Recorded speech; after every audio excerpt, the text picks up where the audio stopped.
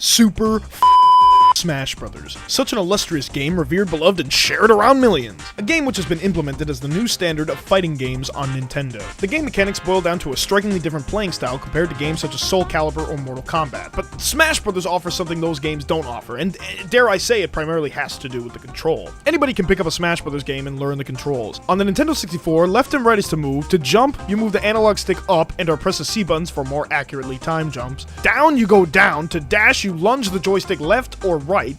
A is a normal attack, B is a special attack, R and Z is to discard an item, L is to taunt, and lastly, again, Z is used for defense. This is a game with a rhetoric that is easy to follow. Unlike most fighting games, which involve more button combinations to do certain moves which inflict more damage, Smash Bros. Stays consistent in its simple controls for its entire lifetime. X and Y were implemented as jump during the Melee era on GameCube, and the C buttons became power moves instead, which again has stayed consistent for every title after. Before I delve into my Brawl retrospect, no, I'm not going to mention an ad because I don't get paid. I want to take it back to the pre-Brawl era of Smash Brothers.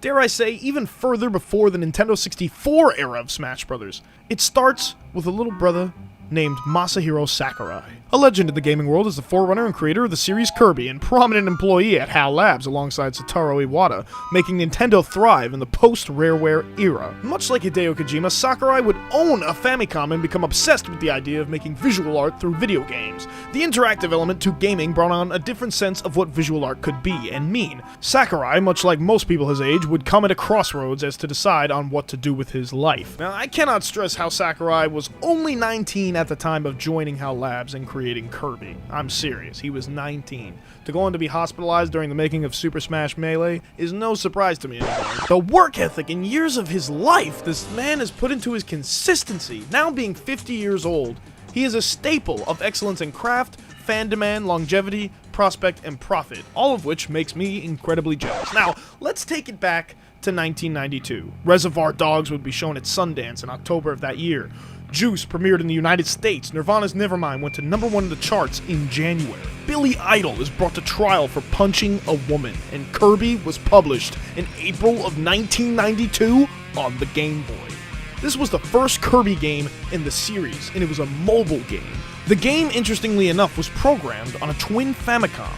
Sakurai decided the process as making lunch in a lunchbox, whereas it seems most games today are made exactly like that, designed on PC, released on PC.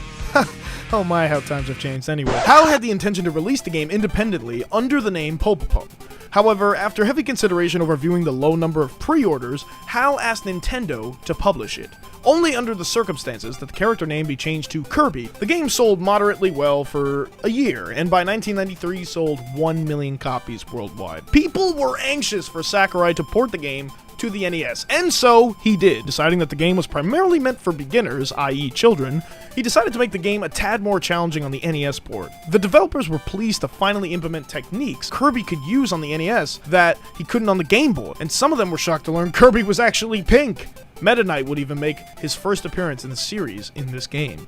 It was definitely a fantastic piece of engineering by the development staff and team. However, by 1993, which at that point would make the NES 10 years old, the game would prove to be poorly sold at first, as by 1993, most gamers had switched to the Super Nintendo, Sega Genesis, and in which case, it would seem perfectly natural then that a Kirby game would come to the Super Nintendo. So Sakurai and team went on to make Kirby Superstar. Yes, Super, because every Nintendo console ever has to implement the gimmick of its console into the title of its game. At this point, Iwata would walk away from the development of Kirby to go on to become the head of HAL Labs, leaving for the first time everything under Sakurai's supervision, which is pretty impressive considering at the time he was 20 years old and had only developed the first game a year prior. He was now the leading man operating and creating a franchise for Nintendo on their leading 16-bit console. It's safe to say with much of this game's graphical accomplishments set a precedent for what is to come artistically speaking for the rest of the franchise. I mean, this is where we see the helpers come in, which was an idea implemented by Shigeru Miyamoto, who failed to be able to produce the same idea through Super Mario Bros. Franchise until New Super Mario Bros. Wii.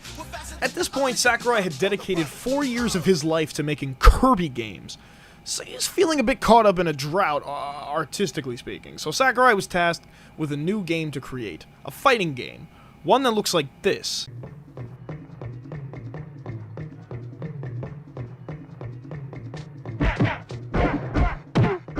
必殺技と回避、アイテムなどはまだありませんが、ゲームのルールはまんまスマブラであることがわかると思います。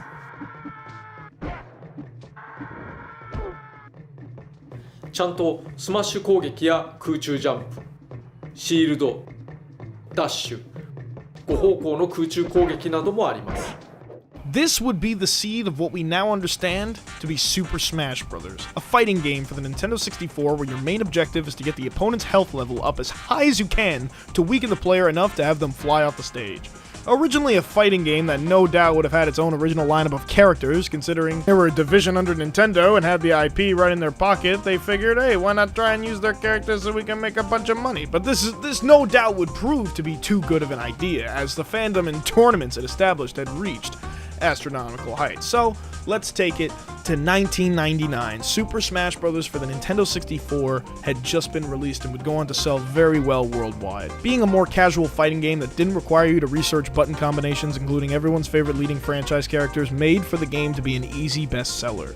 Though, not the direct intention of making it a franchise, it just so happened to be that way. The game was originally hidden from Nintendo, as Sakurai knew that he would not get it approved, probably because, within a literal sense, DK would easily decimate Mario, and Link has a sword, so it probably didn't seem plausible until Sakurai developed it, balanced all the characters, and reassured Nintendo that it could work.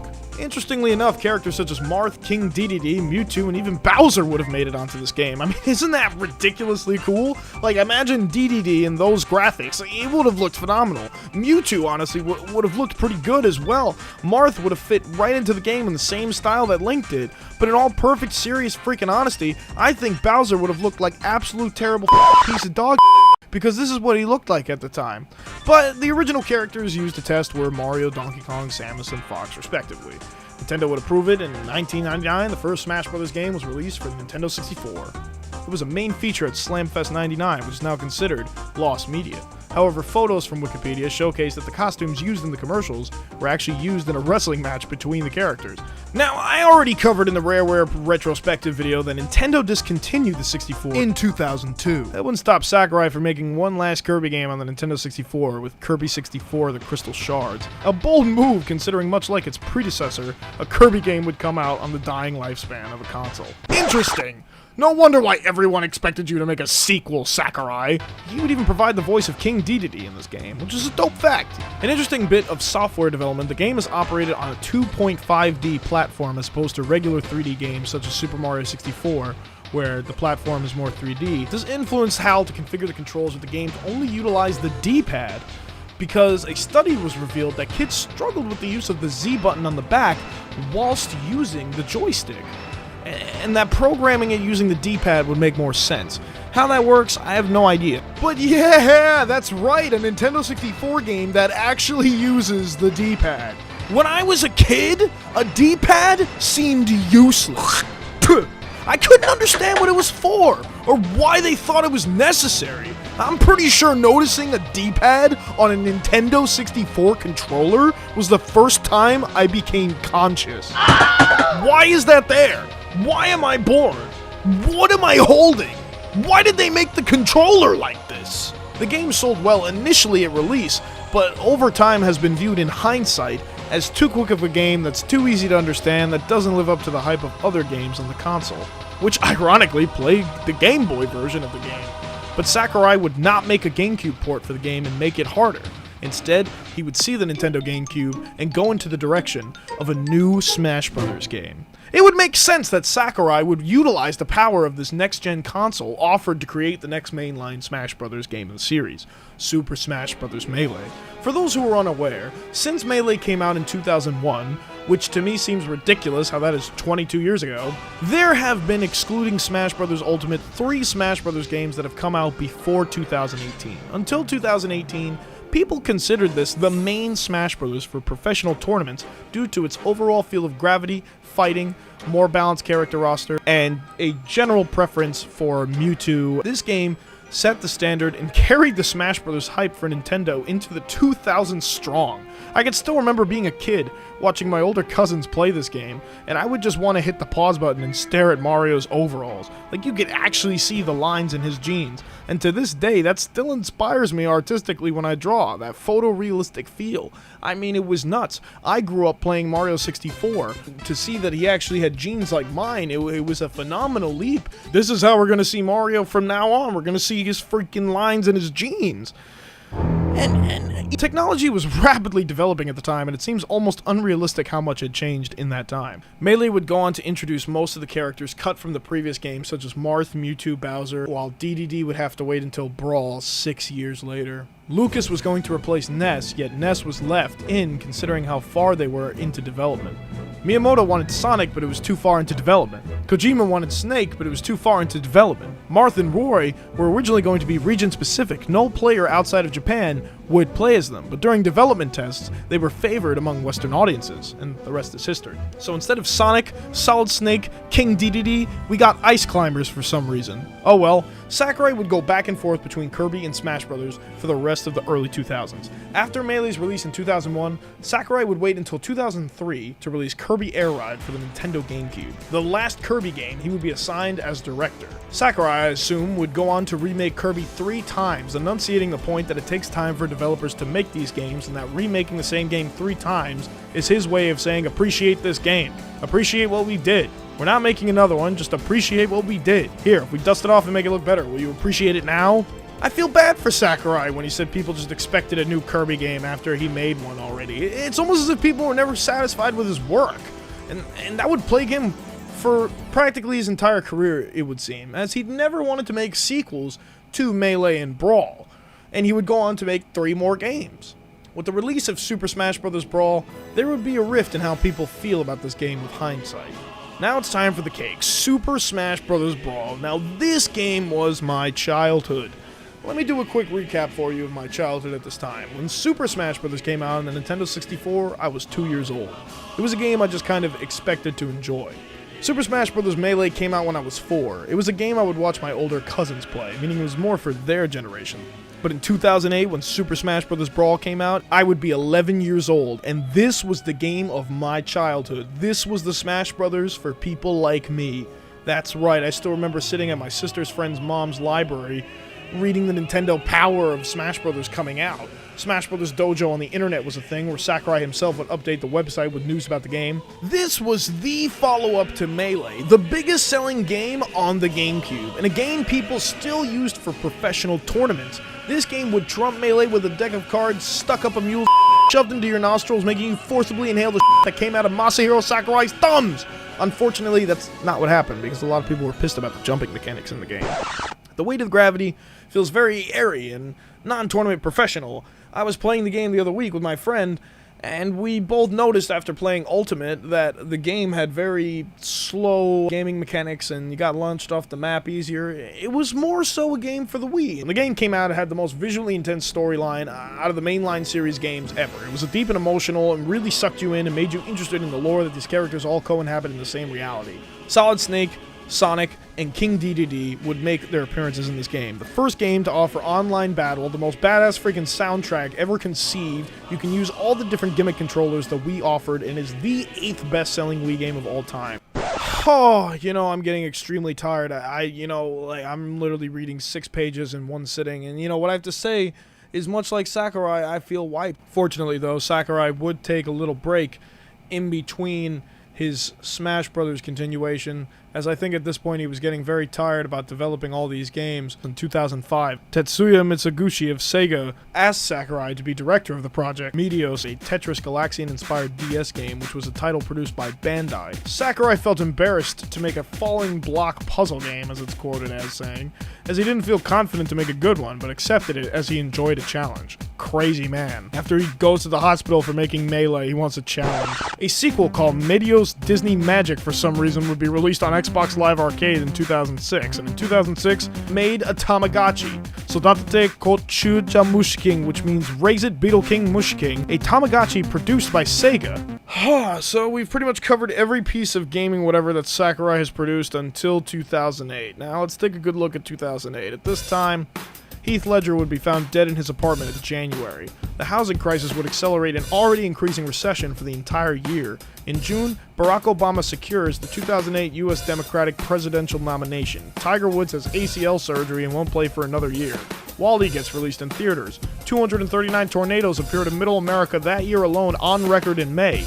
In December, O.J. Simpson is sentenced to 33 years in prison following a 2007 robbery, and Bruce Pato would go to jail for killing his ex-wife and 7 people in a Santa suit on Christmas Eve, and more importantly, in November of that year, Bolt by Walt Disney Studios would be released in November of that year. No movie since has compared. Oh yeah, and in the same month, Twilight premiered. A lot of stuff happened in 2008 that really either was extraordinarily depressing or extremely cool. It was the end of the 90s finally taking form, as iPhones would be released in January of 2007 and fully take form within the 2010s, becoming the norm standard for most people, rapidly increasing on technology. With the ever-increasing reliance on technology taking shape, it would make sense that Nintendo would release a console that primarily focused on mobility, with a length of being no more than 6 feet from your console. The Nintendo Wii U released, and this is when my family fell off the map with video games. The last Nintendo console I would own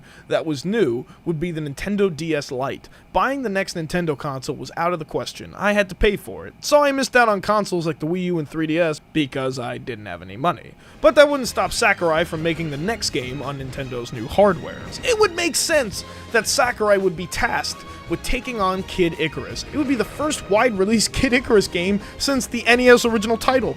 Aside from the 1991 release on Game Boy, Kid Icarus of Myth and Monsters, which was released in 1991, though it wasn't a wide-release title, so you could say that the other two games were the only wide-release Kid Icarus games. This game did receive an exclusive release in only North America and Europe, which is pretty interesting considering their headquarters is based in Kyoto. Anyways, more on Kid Icarus later. Back to Uprising. Almost 30 years later, it would be released in 2012 on the 3DS, basically picking Kid Icarus up and keeping them there for their entire legacy. Sakurai would literally not go on to continue the Kid Icarus IP. This would be the first and last game they produced for the franchise. As I mentioned before, I missed out on the Wii U 3DS generation, so I know very little about this itineration of the series other than the fact of it being the poster child staple for why Nintendo made the Switch in the first place, to avoid making the same game twice. People want to play a good game on the go. That's it. Great job. Play it at your home, bring it on the go. You did it, finally. I believe Bayonetta was even available as a DLC later on. Solid Snake would not make an appearance anymore, and Mewtwo would be available exclusively on some Nintendo Rewards program. It was a mess. I mean, what you put out into the world now gets taken literally. I mean, look at this Wikipedia article. These games aren't even treated as separate entities. But Sakurai worked very hard on all these games, and was even quoted as saying that Wii U and 3DS Smash Bros. Would be the last in the series. He never anticipated a sequel to Brawl or even Melee, but the hype around these games demanded answers, and answers he would give in 2018, with the release of Super Smash Bros. Ultimate. Every character from every game is here, with added DLC. It has the most characters, the most maps, voila. The first and second game have the shortest distance in development from each other, 2 years. It would take Sakurai a maximum of 6 years to make another Smash Bros. As of right now, it's been 5 years. So if we don't get another Smash Bros. Game next year, it's possible Sakurai's just done, thereby finally putting the franchise in the past for good. Oh, I want to thank you if you reached the end of this video, and I want to say if you liked it, subscribe, because much like my man Masahiro over here, I've worked hard on this video, typed up 7 pages of Sakurai Smash Brothers history, and this video is taking me a decent amount of time to produce, so sorry I'm not consistent, but I got more in the work, so stay tuned. Anyways, Steam Genie out. Goodbye, and thanks.